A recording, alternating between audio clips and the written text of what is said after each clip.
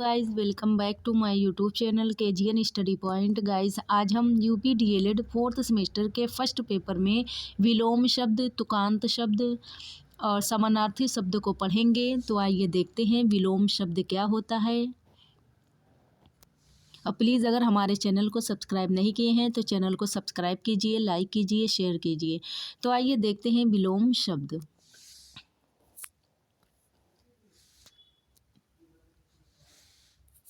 विलोम शब्द किसे कहते हैं? विलोम शब्द जब दो शब्द परस्पर विपरीत मतलब उल्टे अर्थ देते हैं तो वे एक दूसरे के विलोम कहलाते हैं। विलोम शब्दों को ही विपरीतार्थक शब्द कहा जाता है। तो ये आप लोग ध्यान दीजिएगा कि विलोम शब्द और विपरीतार्थक शब्द एक ही है। तो विलोम शब्द जब किसी शब्द का विपरीत अर्थ निकलेगा तो उसे हम विलोम शब्द कहेंगे। अब देखते हैं कि विलोम शब्द में हमें क्या क्या बात ध्यान में रखना चाहिए। तो विलोम शब्दों में ध्यान रखने योग्य बातें यह है कि तत्सम शब्द का विलोम तत्सम शब्द ही होगा और तद्भव का विलोम शब्द तद्भव ही होगा। तो ये बातें आपको ध्यान देनी है कि अगर वह शब्द तत्सम है तो उसका विलोम शब्द तत्सम में ही होगा और अगर शब्द तद्भव है तो उसका विलोम शब्द तद्भव में ही होगा। जैसे में अग्र, अग्र जो है वो तत्सम शब्द है तो अग्र का विलोम शब्द पश्य होगा। अग्र का विलोम शब्द पश्य होगा और नया का विलोम शब्द पुराना होगा। नया का विलोम शब्द पुराना होगा।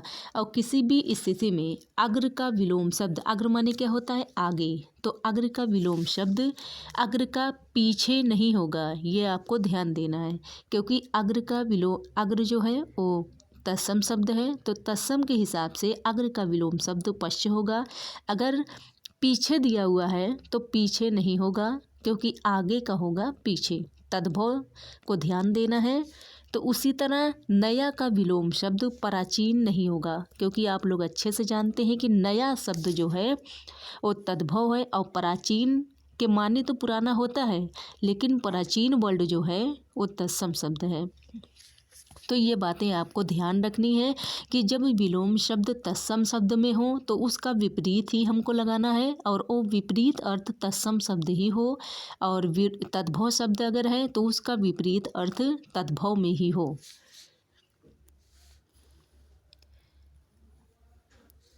एग्जाम्पल में देख लेते हैं।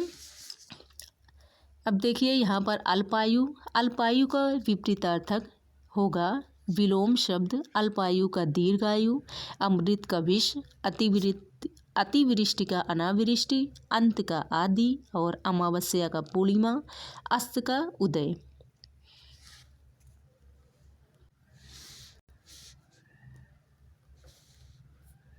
नेक्स्ट में होगा अमर का मर्त, अपेक्षा का उपेक्षा, अग्रज का अनुज और अनुज अगर पूछा गया तो अग्रज, अधम का उत्तम, अग का विग और प्रग दोनों होगा, अगम का सुगम, अवनी का अंबर, आद्र का शुष्क होगा, इहलोक का परलोक, इष्ट का अनिष्ट विलोम शब्द होगा।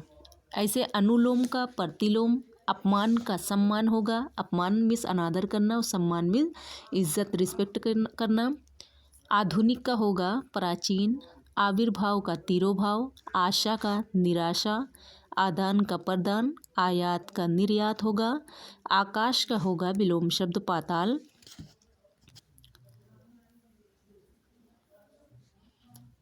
आकाश का होगा पाताल। फिर इच्छा का होगा अनिच्छा, ईद का मुहर्रम, ईद का उधर, इधर का उधर, उपकार का अपकार, उल्लास विषाद, एकत्र विक्रीण, ऐश्वर्य का नैश्वर। तो इस तरह आप विलोम शब्द देख सकते हैं। ये हैं विलोम शब्द।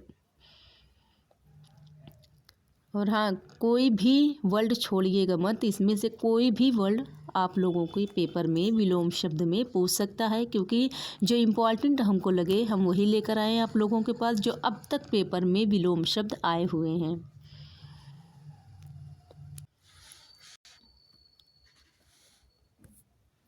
नेक्स्ट में है समानार्थी शब्द क्या होते हैं? तो अब पढ़ेंगे हम समानार्थी शब्द। तो समानार्थी शब्द किसको कहते हैं? इसको उदाहरण सहित पढ़ेंगे। तो समानार्थी शब्द को ही पर्यायवाची शब्द कहते हैं। तो समानार्थी या पर्यायवाची शब्द क्या होता है कि वह शब्द जो समान अर्थ प्रकट करते हैं उन्हें समानार्थी या पर्यायवाची शब्द कहते हैं। इसमें भी आप लोगों को ध्यान देना है कि समानार्थी शब्द को ही पर्यायवाची शब्द, पर्यायवाची शब्द को समानार्थी शब्द कहते हैं। अब देख लेते हैं कुछ समानार्थी शब्द। अग्नि का अनल, पावक आग, ज्वाला अनल। इसमें और भी होता है दहन, धूमकेतु। तो इस तरह आप अग्नि लिख सकते हैं। अहंकार में है दर्प, घमंड, अभिमान, शर्फ। नेक्स्ट है अपमान। अपमान का समानार्थी शब्द होगा तिरस्कार, अनादर, निरादर, बेइज्जती। ऐसे अमृत का होगा सुधा, मधु, पीयूष और सोम। ग्रह का होगा भवन, सदन, आलम, आवास और घर। इस तरह तालाब का हो जाएगा सर, सरोवर, जलाशय, पद्माकर। पृथ्वी का समानार्थी शब्द धरा, भू, भूमि, वसुधा, वसुंधरा, अचला, वसुधा। कुछ भी आप लोग लिख सकते हैं। पृथ्वी के पर्यायवाची बहुत हैं। नेक्स्ट है पेड़। पेड़ का हो जाएगा तरु, वृक्ष, पादप, दुरुम, विटप।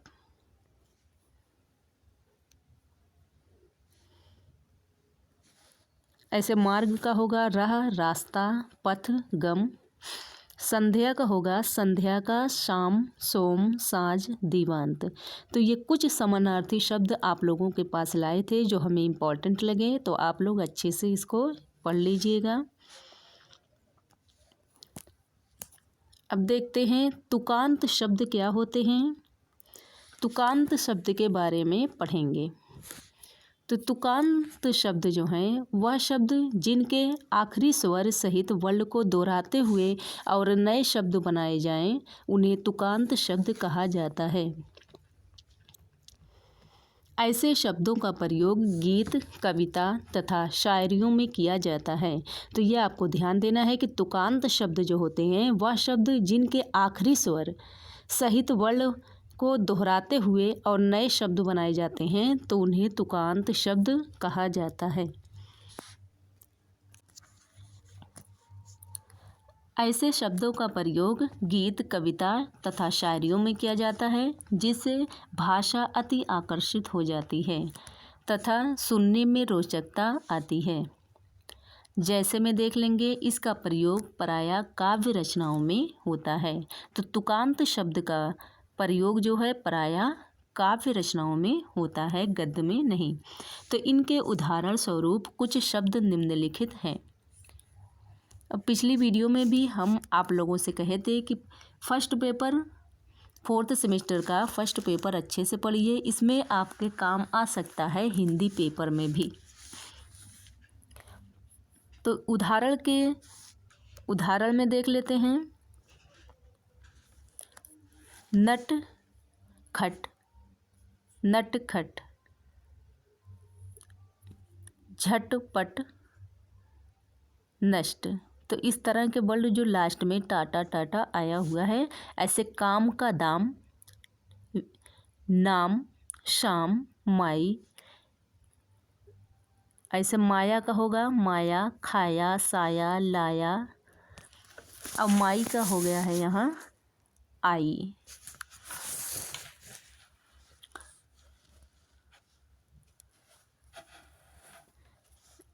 नेक्स्ट में देखते हैं जैसे माया का नहाया, खाया का बहाया, साया का चलाया, लाया का मनाया,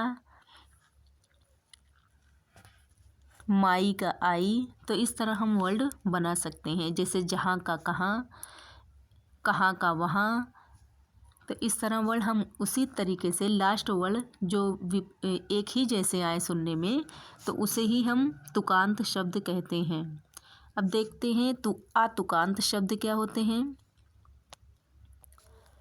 तो आतुकांत शब्द को समझाइए। तो आधुनिक कविता का लय, तथा संगीत प्रधान एक रूप जिसमें ना तो छंद शास्त्र के नियमों का ही पालन होता है और न ही अनुप्रास या तुक का ही। तो इसमें आपको ध्यान देना है कि आतुकांत शब्द जो होते हैं वो छंद शास्त्र के नियमों का पालन नहीं करते हैं और न वो अनुप्रास होते हैं और न ही तुक। तो यह कविता या छंद जिसके अंतिम चरणों में तुक या काफिया न मिलता हो तो आतुकांत कहलाते हैं। जब ऐसा कोई वर्ड वाक्यों का लास्ट में नहीं मिलता है एक दूसरे से, लास्ट वाला वर्ड जैसे खट का झट पट, तो इस तरह अगर वर्ड नहीं आया है तो उसे हम आतुकांत शब्द कहेंगे।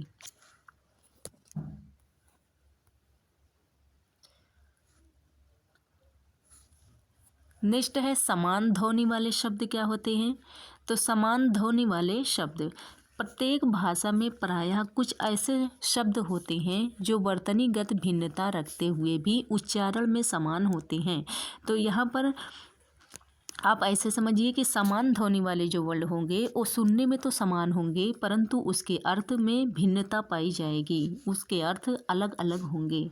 तो समान सुनाई देने वाले इन शब्दों में अर्थगत कोई साम्य नहीं होता है। इन शब्दों को समान ध्वनि वाले शब्द कहते हैं।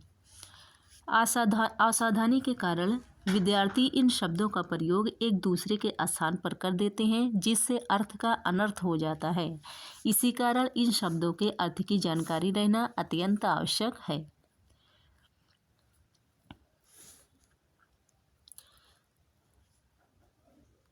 अब देख लीजिए कुछ शब्द युग्मों के अर्थ यहाँ दिए जा रहे हैं, जैसे कर्म का क्रम, कर्म और क्रम। तो कर्म का अर्थ होता है बोलने में तो अगर समान ध्वनि मतलब सुनने में अगर देखा जाए तो दोनों ध्वनि एक ही जैसी लग रही है, लेकिन यहाँ पर दोनों के अर्थ अलग अलग निकल रहे हैं। जैसे कर्म के होते हैं कार्य, कर्म का अर्थ होता है कार्य। उसी तरह क्रम का अर्थ क्या होता है सिलसिला। कोश और कोश में क्या फ़र्क है, एक में बड़ा सा है और दूसरे में खट्टी सा, लेकिन ध्वनि में दोनों समान दिख रहे हैं बट दोनों का अर्थ जो है वो अलग अलग है। कोश का होगा शब्द संग्रह और कोश का होगा खजाना। ऐसे नेक्स्ट में है कपट और कपाट, ये भी समान ध्वनि वाले ही हैं। कपट का अर्थ होगा धोखा और कपाट का अर्थ होगा दरवाज़ा। तो दोनों के अर्थ में सुनने में तो दोनों समान लग रहे हैं, समान ध्वनि वाले, बट दोनों के अर्थ अलग अलग हैं। उसी तरह ग्रह और गिरह, तो ग्रह का अर्थ होता है सूर्य चंद्र और ग्रह का अर्थ होता है घर।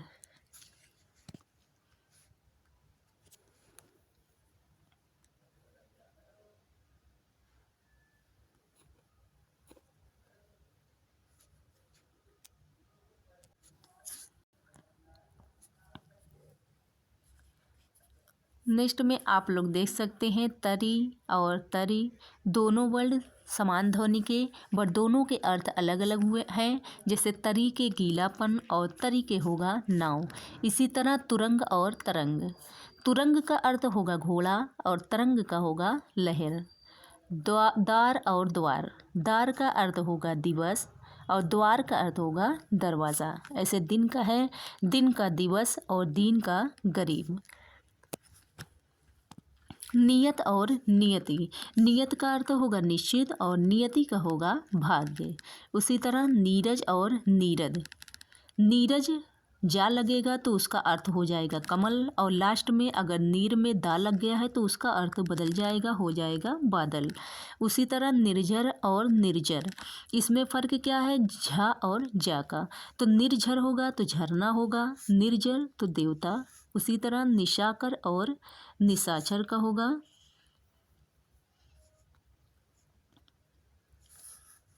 निशाकर और निशाचर, इसमें फ़र्क क्या है का और चा का। तो निशाकर होगा तो उसका अर्थ चंद्रमा हो जाएगा, निशाचर का अर्थ हो जाएगा राक्षस। नारी और नाड़ी, नारी का अर्थ होगा स्त्री और नाड़ी का हो जाएगा नब्ज। उसी तरह निशान और निशान का हो जाएगा सा और बड़े शाह में डिफरेंस, निशान का झंडा और निशान का हो जाएगा चिन्ह।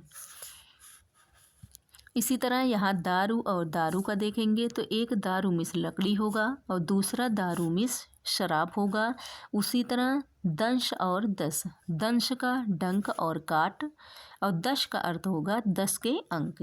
नीर और नीड़, नीर का अर्थ होगा जल और नीड़ का होगा घोंसला।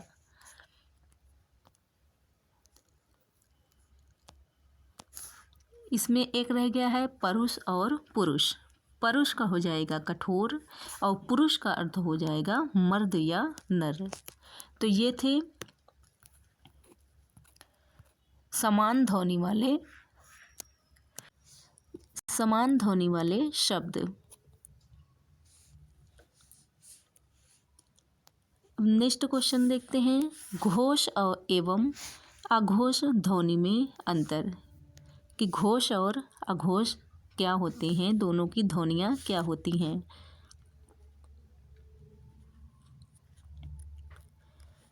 तो ऐसी ध्वनियों के उच्चारण में स्वर तंत्रियाँ परस्पर निकट रहती हैं, जिससे कंपन या तरंग पैदा होती है, वे घोष ध्वनियाँ हैं। घोष ध्वनियाँ सभी स्वर, प्रत्येक वर्ग का तीसरा वर्ण, चौथा, पांचवा वर्ण और अंतस्थ व्यंजन या अलावा तथा हा कुल 31 वर्ण आएंगे। तो ये आपको ध्यान देनी है कि घोष जो है ऐसी ध्वनियों के उच्चारण में जिसकी स्वर तंत्रियाँ परस्पर निकट रहती हैं उसे घोष, और ऐसी ध्वनियों के उच्चारण में स्वर तंत्रियाँ जिसके परस्पर दूर दूर रहती हैं तो उसे आघोष ध्वनि कहते हैं। आघोष ध्वनि में क्या होगा, हर वर्ग का तीसरा, चौथा, पांचवा वर्ण, हर वर्ग का पहला और दूसरा वर्ण अघोष और तीसरा, चौथा, पांचवा वर्ण सघोष होगा। और अघोष वर्ण हर वर्ग का पहला और दूसरा वर्ण अघोष और ऊष्म व्यंजन सा हा ये भी आएंगे अघोष ध्वनि में। तो ये ध्यान दीजिएगा।